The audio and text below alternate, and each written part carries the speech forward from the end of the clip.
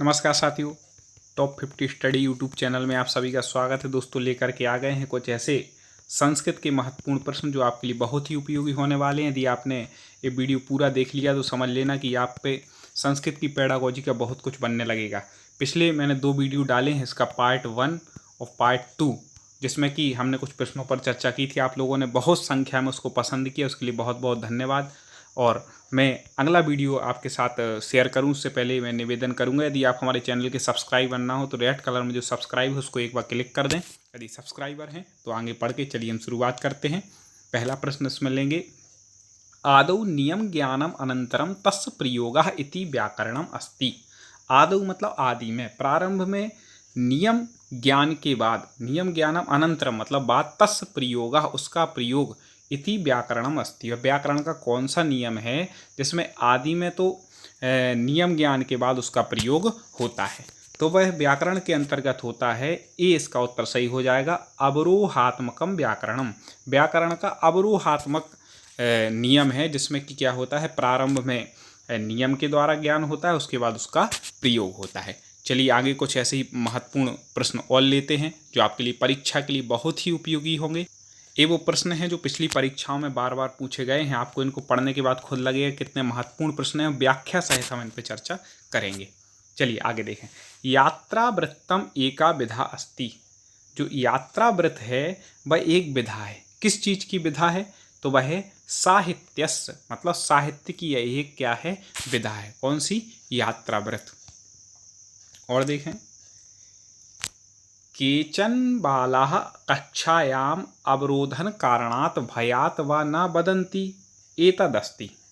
क्या कह रहे हैं कि केचन बालक, कुछ बालक हैं जो कक्षा में अवरोधन कारण भयात् व न वदन्ति, मतलब बिल्कुल चुप रहते हैं, कुछ भी बोलते नहीं हैं। कोई भय रहता है, किस कारण से ऐसा होता है कि वो बोलते नहीं हैं, तो वह अवरोधन कारण, वह कौन से अवरोधन का कारण है, कौन सी उसमें बाधा है, तो वह है मनोवैज्ञानिक बाधा।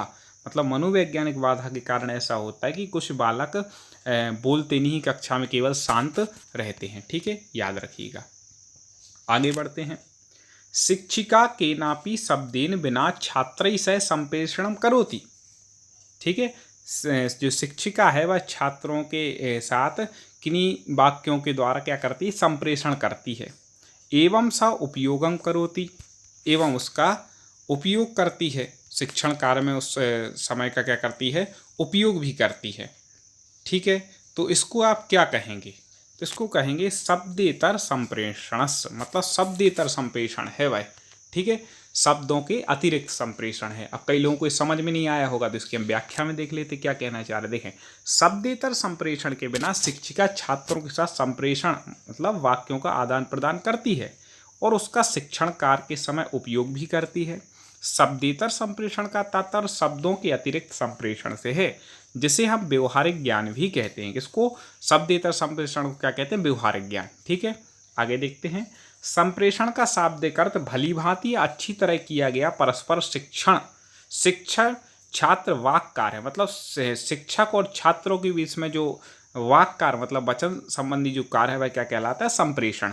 संप्रेषण में सम उपसर्ग का प्रयोग किया गया है जो अच्छे का वाचक है, उससे मिलकर के क्या बना है, संप्रेषण। इसका अर्थ होता है अच्छे। चलिए आगे देख लेते हैं। आगे कह रहे हैं कि छात्राणाम उच्चारणम दोषम दूरीकरणाय, मतलब छात्रों के उच्चारण को दोष को दूर करने के लिए भाषा शिक्षिका भाषा विज्ञानस्य कस्मिन् विज्ञाने पारंगता भूयात्, मतलब भाषा शिक्षक को भाषा विज्ञान के किस विज्ञान में उसको पारंगत होना चाहिए। यदि उसे उच्चारण दोष को दूर करना है छात्रों के, तो उसको होना चाहिए कौन से विज्ञान में उसको होना चाहिए, तो वाक्य विज्ञाने, मतलब वाक्य विज्ञान में उसको निपुण होना चाहिए, पारंगत होना चाहिए, तब वो भाषा शिक्षक छात्रों के उच्चारण दोष को क्या कर सकता है, दूर कर सकता है। देखिए व्याख्या में क्या कह रहे हैं, छात्रों के उच्चारण दोष को दूर करने के लिए भाषा शिक्षक को भाषा विज्ञान के अंतर्गत वाक्य विज्ञान में पारंगत या प्रवीण होना चाहिए। हमें दोस्तों उम्मीद है आपको ये प्रश्न पसंद आ रहे होंगे। यदि पसंद है तो एक बार वीडियो को लाइक जरूर कर देना, और आगे ऐसे ही और अभी हम पार्ट और लेकर के आएंगे, लगभग 4 पार्ट और लेकर के आना है, तो वीडियो आप तक पहुंचते रहे, आप एक भी वीडियो मिस ना करें। इसलिए सब्सक्राइबर ना हो तो सब्सक्राइब पर क्लिक कर लेना, और दोस्तों इसको आगे तक शेयर जरूर करना। चलिए आगे देखते हैं, भाषाया पठन समय भाषा को पढ़ते समय चेत यदि छात्रा अशुद्धम उच्चारणम करोति, यदि छात्र अशुद्ध उच्चारण करता है तदा करणीया, तब क्या करना चाहिए। मैं एक एक का अर्थ इसलिए आपको समझा रहा हूँ क्योंकि उसमें जब आपका पेपर होगा ना तो संस्कृत भाषा में प्रश्न आएंगे। अब आपको प्रश्न समझ में कठिनाई होती होगी, इसलिए आप यदि हमारे पूरे वीडियो संस्कृत के लगातार देख लेंगे और वीडियो के लिए आप चैनल की प्लेलिस्ट में जा सकते हैं, तो आपको एक आइडिया हो जाएगी कि हमें कैसे समझना है प्रश्न। और आपने प्रश्न समझ लिया संस्कृत का तो फिर आंसर लगाना कठिन नहीं है। ठीक है, संस्कृत भाषा की विशेषता होती है, आपको प्रश्न अच्छे से समझना है। तो यहाँ पर है कि भाषा पठन के समय यदि छात्र अशुद्ध उच्चारण करता है तब हमें क्या करना चाहिए। 4 ऑप्शन दिए हैं, आप भी कमेंट में हमारे बताने से पहले बता सकते हैं। तो छात्र शुद्ध उच्चारण निर्देशा दातव्य, शुद्ध उच्चारण बारंबार लेखनम करणीयम, शुद्ध उच्चारण बारंबार अभ्यास करणीयम, क्या करेंगे, उचित दंडम दातव्यम। आप इनमें से क्या करेंगे, पहले तो मैं आपसे पूछना चाहूँगा, कमेंट में उत्तर बताएं, फिर मैं बताता हूँ। अब इसमें किसी को कोई उत्तर उचित लग रहा हो, किसी को उचित, तो हमें सबसे परफेक्ट देखना पड़ता है इसमें उत्तर कौन सा है। तो आपको बताया था सबसे परफेक्ट है सी, शुद्धोच्चारणाय बारंबार अभ्यास करनी है। पहले तो ये पूछे कि पूछा क्या गया है, तो अशुद्ध उच्चारण कर रहे हैं तो उन्हें शुद्ध उच्चारण का बार बार अभ्यास कराएं, जिससे वो क्या करेंगे, शुद्ध उच्चारण करने लगेंगे। आगे व्याकरण शिक्षण से यत उद्देश्यम वर्तते तदस्ति, व्याकरण शिक्षण का उद्देश्य है क्या है वह आपको बतलाना है। तो इसका उत्तर हो जाएगा बी, भाषा दोषाणाम ज्ञानम, भाषा के दोषों का ज्ञान करना। क्योंकि व्याकरण में एक एक चीज़ भाषा की देखी जाती है, कहाँ क्या गलती हो रही, किस शब्द को कैसे बोलना, कैसे पढ़ना, कहाँ क्या लिखना। तो व्याकरण शिक्षण का मुख्य उद्देश्य क्या होता है कि भाषा के दोषों का ज्ञान होना। देखें, व्याकरण शिक्षण का उद्देश्य भाषा में जो दोष होता है उसका ज्ञान कराना, जानना होता है। व्याकरण के माध्यम से ही वर्तनी की त्रुटि को दूर किया जाता है। आगे देखिए, कुछ इसमें हिंदी में यही प्रश्न है, तो आप उतना विकल्प मत कीजिए, हमें ज्ञान भी बढ़ाना और संस्कृत भी सीखनी। आगे, भाषा शिक्षण समावेशी कक्षा के लिए एक समस्या है, क्योंकि वहाँ पर भाषा शिक्षण जो है वह समावेशी कक्षा के लिए एक समस्या है। समावेशी कक्षा मतलब जहाँ पर सभी क्षमता योग्यता वाले बालक एक साथ बैठ करके पढ़ते हैं, वो क्या है, समावेशी कक्षा। कोई मंद बुद्धि वाला भी वहीं बैठा है, विशिष्ट योग्यता वाला ही वहाँ बैठा है, ठीक है, कोई दिव्यांग है वो भी वहीं बैठा है। ऐसी कक्षा में भाषा शिक्षण एक समस्या हो जाती, कई भाषाओं के जानकार भी वहीं बैठे हैं अलग अलग जगह के। तो आप ऐसे में क्या करेंगे, तो आपको इसका उत्तर हो जाएगा कि सर्वानुकूल पाठ सामग्री का अभाव होता है। सबके अनुकूल पाठ सामग्री नहीं हो सकती है वहाँ पर। क्यों, देखें क्या बोल रहे हैं कि निश्चय ही सर्वानुकूल पाठ सामग्री का अभाव भाषा शिक्षण समावेशी कक्षा के लिए समस्या होती है। अनुकूल पाठ सामग्री होने से विषयगत रुचि बढ़ती है। आगे देखते हैं, संस्कृत शिक्षण की व्याकरण पद्धति के दोष में शामिल नहीं है। संस्कृत शिक्षण की जो व्याकरण पद्धति है उसके दोष में शामिल नहीं है। क्या नहीं है, पहले ही है इसका, यह विधि नीरस होती है, नीरस नहीं होती, ठीक है, ये शामिल नहीं है। तो फिर क्या है, क्या शामिल है संस्कृत शिक्षण की व्याकरण पद्धति में दोष में कौन कौन शामिल है। तो आपको पता है, यह विधि मनोविज्ञान के सिद्धांत के अनुकूल है। इस विधि में भाषा के अन्य पक्ष उपेक्षित रहते हैं या संस्कृत के प्रयोग का व्यवहारिक ज्ञान नहीं देती। ठीक है, दोष के अंतर्गत दिए विकल्पों में जो ए विकल्प है वह नीरस होती है, शामिल नहीं है। बाकी 3 विकल्प इसके दोषों में सम्मिलित हैं। ठीक है, तो ये क्या हो जाएंगे, इसके 3 विकल्प तो दोषों में सम्मिलित हैं, एक पहला वाला नहीं है। आगे आते हैं, संस्कृत शिक्षण में कठिन उच्चारण वाली ध्वनियों के लिए सर्वाधिक महत्वपूर्ण है। अब संस्कृत शिक्षण में जो कठिन उच्चारण वाली जो ध्वनियाँ हैं उसके लिए सर्वाधिक महत्वपूर्ण क्या है, यही आपको संस्कृत में भी पूछ सकते हैं कि संस्कृत शिक्षण मतलब कठिन उच्चारणम ध्वनियाँ सर्वाधिक महत्वपूर्ण अस्ति। अब मान लीजिए ऐसे उन्होंने संस्कृत में पूछ लिया और इसमें मतलब इसको संस्कृत में ऑप्शन देंगे, सक्रियता सिद्धांत, क्रमबद्ध सिद्धांत, अभ्यास सिद्धांत, ठीक है ना, ये मतलब कोई भी नहीं। तो इस प्रकार से कुछ भी ऑप्शन दे सकते। तो आपको इसका उत्तर बताना है सी, अभ्यास का सिद्धांत। क्यों, क्योंकि जो कठिन उच्चारण वाली ध्वनियाँ हैं यदि हम उनको बार बार अभ्यास करेंगे तो वह क्या हो जाएगा, उच्चारण सही बनने लगे। इसलिए अभ्यास का उच्चारण इसमें सिद्धांत बिल्कुल ठीक बैठता है। आगे आते हैं, मेरे एक निवेदन होगा, वीडियो को आप लाइक कर दें, जिससे हमें भी एक संबल मिलता है कि आप अच्छे से पसंद कर रहे हैं। आगे भी आपके लिए हम ऐसे वीडियो लेकर के आते रहें। आगे, बालक के उच्चारण दोष का कारण नहीं है। बालक जब उच्चारण करता है उसमें दोष होता है, उसका एक कारण नहीं है। 3 कारण तो हैं, एक नहीं है। सबसे पहले प्रश्न हमें समझना है तो एक कौन सा नहीं है। तो आपको बता दें, बोली की भिन्नता ये उच्चारण दोष का कारण है। किसी की बोली ऐसी रहती, वो शब्दों का सही उच्चारण नहीं करते, उनकी बोली में ही गड़बड़ रहती। शारीरिक विकृति ये भी है, कोई तुतला है या कुछ है तो भी हो सकती। फिर ध्वनि एवं उच्चारण स्थानों का सम्यक ज्ञान एक दोष नहीं है, मतलब ये तो होना ही चाहिए। तो इसका उत्तर जो हो जाएगा वह क्या हो जाएगा, सी। ठीक है, तो उच्चारण दोष का कारण नहीं है ये। आगे देखें, उच्चारण अभ्यास का अभाव, तो ये कोई मतलब वो नहीं है। तो इसका उत्तर बिल्कुल सी हो जाए कि बालक के उच्चारण दोष का कारण नहीं है। तो ध्वनियों व उच्चारण स्थानों का सम्यक ज्ञान उच्चारण दोष का कारण नहीं है। आगे देखते हैं, ये वेरी मोस्ट प्रश्न लगा लेना जो अगला बता रहे। चिन्ह के स्थान पर चिन्ह का प्रयोग कौन सा दोष है। ठीक है, चिन्ह ऐसा लिखा जाता है शुद्ध, लेकिन कई जगह आप पुस्तकों में ऐसा देख लेते हैं, तो ये कौन सा दोष माना जाता है। तो आपको बता दें, इसको कहते हैं अशुद्ध वर्ण विपर्यय। इसको कौन सा दोष कहते हैं, अशुद्ध वर्ण विपर्यय। ऐसे कई शब्दों में ये दोष पाया जाता है। ठीक है, आगे चलिए इस चीज को समझते हैं क्या है। चिन्ह के स्थान पर चिन्ह अर्थात हा बराबर ना, ठीक है, तथा ना हा हो जाना, यहाँ पर वर्ण विपर्यय है। तथा चिन्ह का चिन्ह होने पर अशुद्ध वर्ण विपर्यय है। ठीक है, वहाँ वर्ण विपर्यय था केवल, यहाँ चिन्ह का चिन्ह अशुद्ध वर्ण विपर्यय। चिन्ह का अचिन्ह हो जाना अशुद्ध वर्णागम है। अशुद्ध वर्णागम क्या, चिन्ह का अचिन्ह कर लिया, मतलब अशुद्ध वर्ण का आगम हो गया आ का। ठीक है, जबकि चिन्ह का चिन्ह हो जाना अशुद्ध वर्ण लोप है, मतलब सीधा वर्ण का ही क्या हो गया, लोप हो गया। चिन्ह बचा, हा का तो लोप ही हो गया। तो इस प्रकार से आप इसको समझ सकते हैं। आगे देखते हैं, निम्नलिखित में से कौन अशुद्ध वाचन का कारण नहीं है। अशुद्ध वाचन जो करते हैं उसका कारण कौन सा नहीं है। तो आपको देखिए, वर्णों की ध्वनि का ज्ञान न होना ये तो कारण है भैया अशुद्ध वाचन का। प्रत्यय लागा हो, प्रयत्न लागा हो, ये भी कारण है। उच्चारण संबंधी अभ्यास की कमी, ये भी कारण है। तो सस्वर वाचन ये अशुद्ध वाचन का कारण नहीं है, सस्वर वाचन करना। ठीक है, आगे देखें। अब आगे देखो संस्कृत के वापस। तो संस्कृत के इसमें अधिकतर है, कुछ बीच में हिंदी के प्रश्न आ जाते हैं। कुछ लोग कहते हैं सर हिंदी के आ गए, हमें समझना है, हमारा उद्देश्य है पढ़ना। ठीक है, और इस वीडियो को आप 1-2 बार देख लेंगे, बाकी वीडियो को भी, तो बहुत अच्छे तरीके से आपकी प्रैक्टिस, एक अभ्यास आपका हो जाएगा। इसलिए हम ये अभ्यास प्रश्न लेकर के आए हैं। चलो तो आगे बढ़ते हैं। पाठ्यस संवेग परिसर्पणम नाम, मतलब पाठ के संवेग परिसरण का नाम है, क्या है। तो आपको बतला दें, इसका उत्तर हो जाएगा असंबद्ध सूचनात् त्यजनम, मतलब जो पाठ में जो भी सूचनाएं हैं उससे असंबद्ध हो, अर्थात उस पाठ से संबंध न रखती हो, उनका परित्याग करना। जैसे आप कोई पाठ पढ़ा रहे और कोई सूचना है जो उससे संबंधित नहीं रखती, आप उसको छोड़ दें, उसका त्याग कर दें, तो ये क्या कहलाता है, संवर्ग।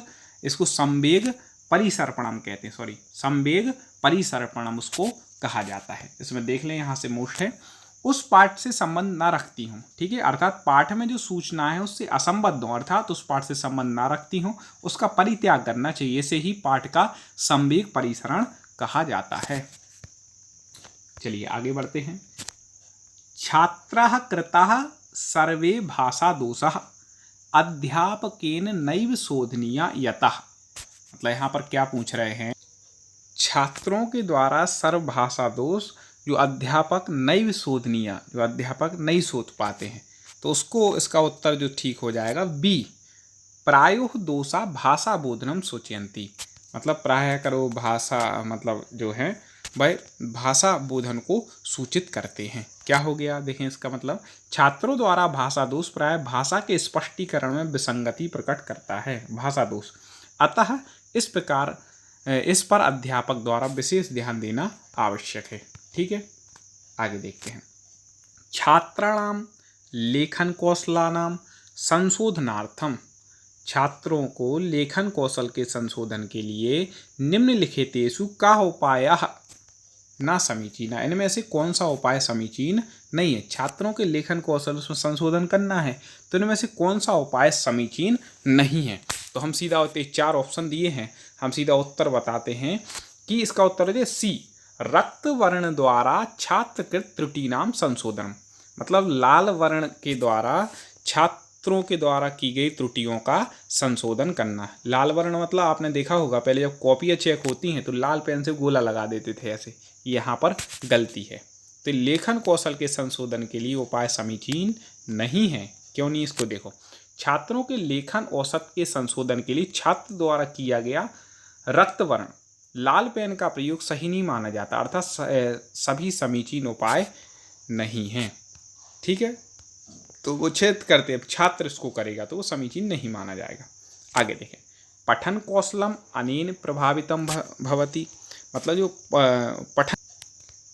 पठन कौशल अनेन प्रभावितम भवति मतलब किससे प्रभावित होता है, तो उस पर होगा पठन कौशल किसे बना, तो पाठकस उद्देश्य आसक्तिश, मतलब पाठक के उद्देश्य, आसक्ति और पाठस काठिन्य स्तर, मतलब पाठ के कठिन स्तर के आधार पर क्या हो सकता है, प्रभावित होता है। आगे देखें, विशिष्ट आवश्यकता कक्षा इति संबद्ध अस्ति, मतलब विशिष्ट आवश्यकता कक्षा से संबद्ध है। तो विशिष्ट आवश्यकता जो कक्षा है वह क्या, विभिन्न योग्यता युक्त छात्र कक्षा है, मतलब विभिन्न योग्यताओं से युक्त छात्रों की जो कक्षा है उससे क्या होता है, संबद्ध होता है।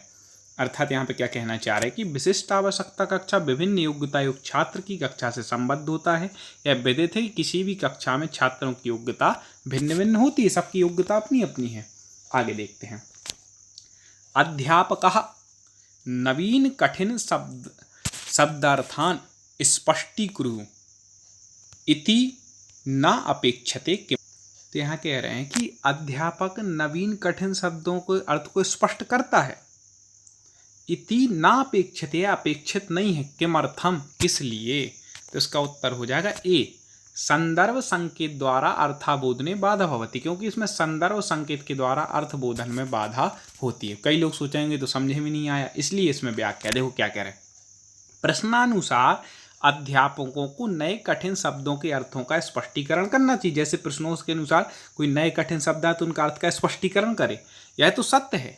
ऐसा शिक्षणकार अवश्यंभावी होता है, ये ज़्यादा संभव नहीं है। क्यों, लेकिन प्रश्न के अनुसार संदर्भ संकेत द्वारा अर्थ को जानने में किंचित बाधा होती है। लेकिन प्रश्न के अनुसार यदि संदर्भ संकेत के द्वारा अर्थ को जानने की थोड़ी सी क्या हो सकती है, बाधा हो सकती है। आगे देखें, समाविष्ट कक्षाम आश्रित निम्नलिखित युक्तेषु असमीचीना अस्ति, मतलब समाविष्ट जो कक्षा है उसके आश्रित निम्न में से कौन सी युक्ति असमीचीन है, मतलब समीचीन नहीं है।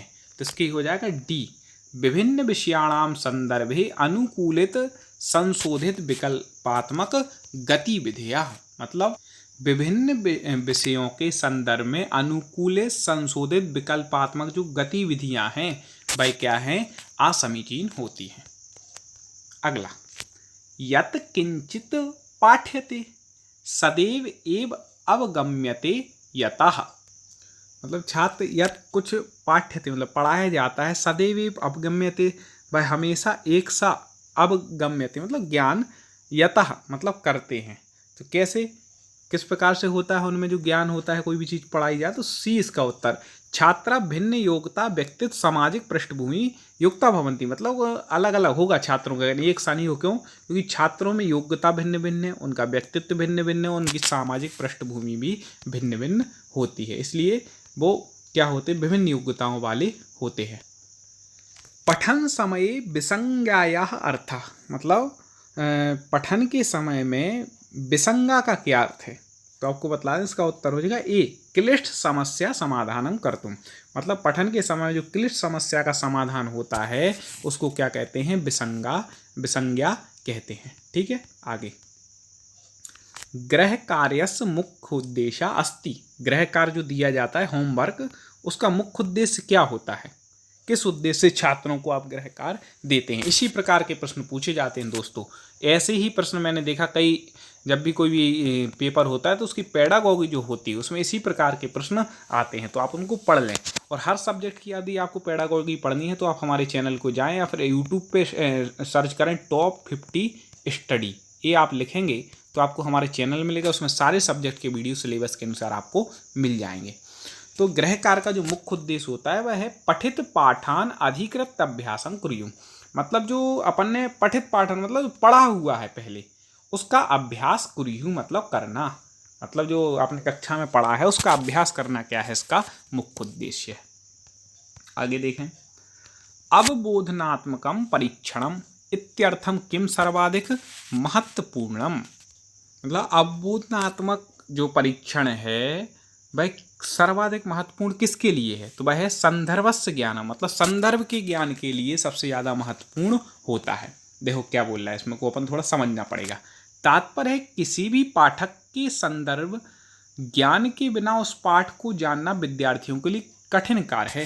जब तक हम संदर्भ ज्ञान नहीं करेंगे तब तक उस पाठ को नहीं जान पाएंगे। इसलिए पाठ के संदर्भ का ज्ञान अवबोधन परीक्षण के लिए आवश्यक है, जिससे विद्यार्थी पाठ को भली भांति समझ सके।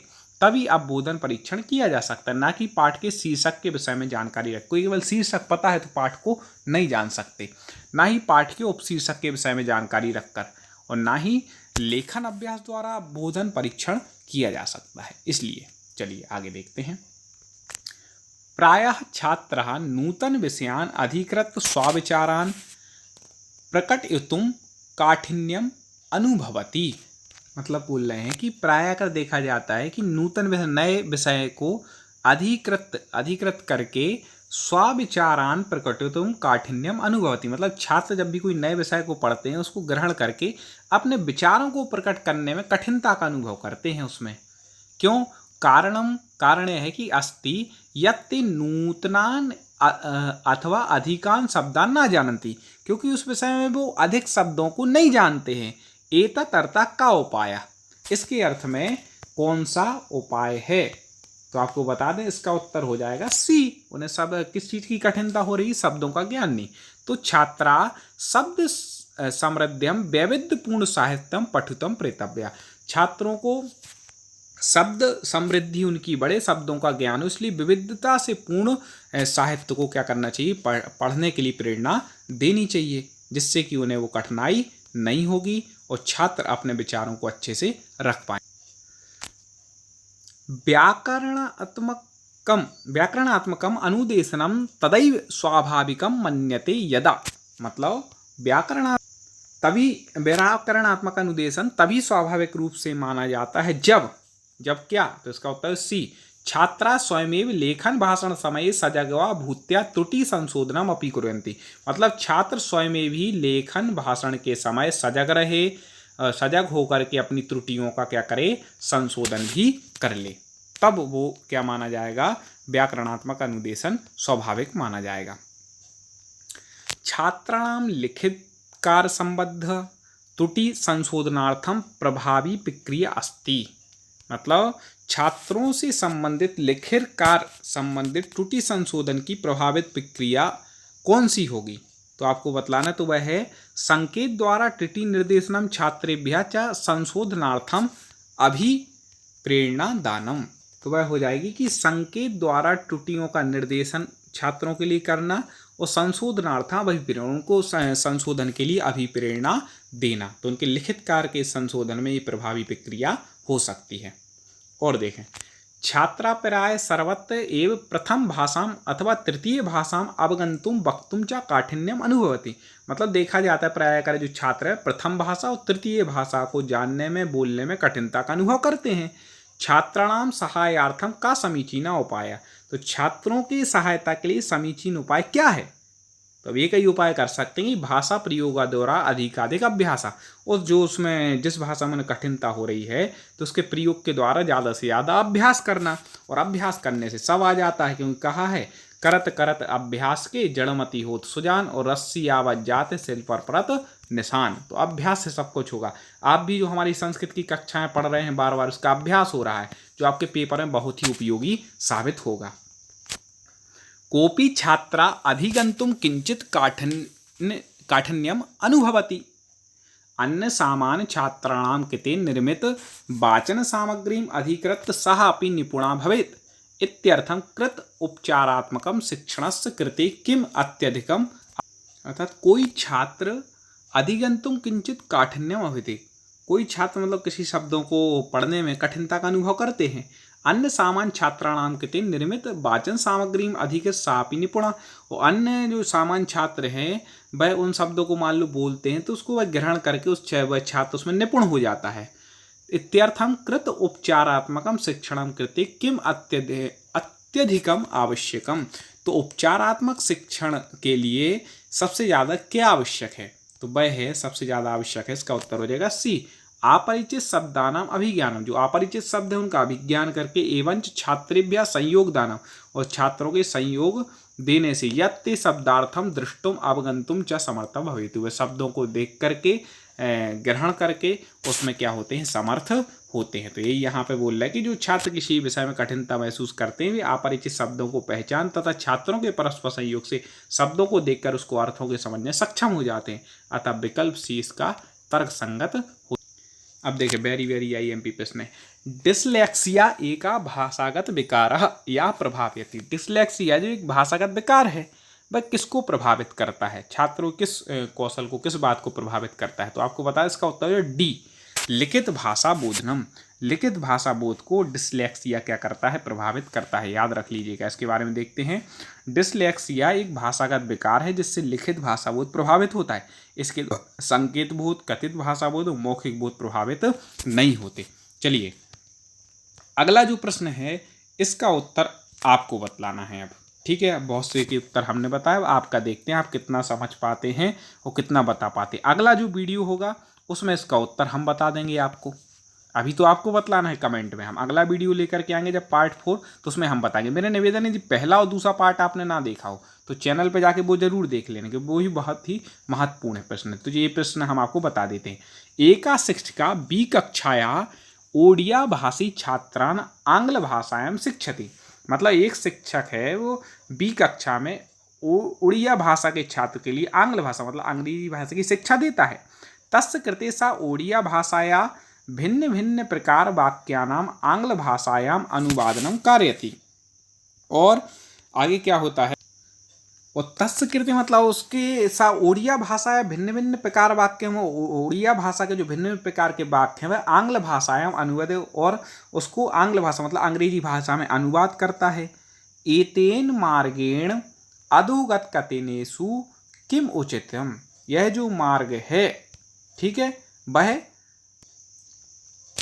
अधोगत कथनेषु किम, इन कथनों में से किसके लिए उचित है, ये मार्ग किसके लिए उचित है। जैसे मान लो एतेन रूढ़ियात्मकम प्रयोगम, इससे रूढ़ियात्मक समस्या होगी, आंग्ल भाषा सहज दक्षता को प्राप्त करेंगे। ऐसा मार्ग प्राथमिक शिक्षण कक्षायाम उचितः कृते उचितः न तो माध्यमिक कक्षायाम कृते ऐसा संप्रेषणात्मक मार्ग वर्तते। अब इसका उत्तर आपको बतलाना है 4 में से, ए बी सी या डी कमेंट में आपको उत्तर लिखना है। जो भी आपका उत्तर होगा हम चेक करेंगे, जिसका उत्तर सही होगा उसको लाइक करेंगे, और अगले वीडियो में इसका उत्तर बताने के साथ हम आगे प्रश्नों पर चर्चा करेंगे। दोस्तों वीडियो को लाइक जरूर करना, शेयर करना, इसी तरह आप हमसे जुड़े रहें। जय हिंद।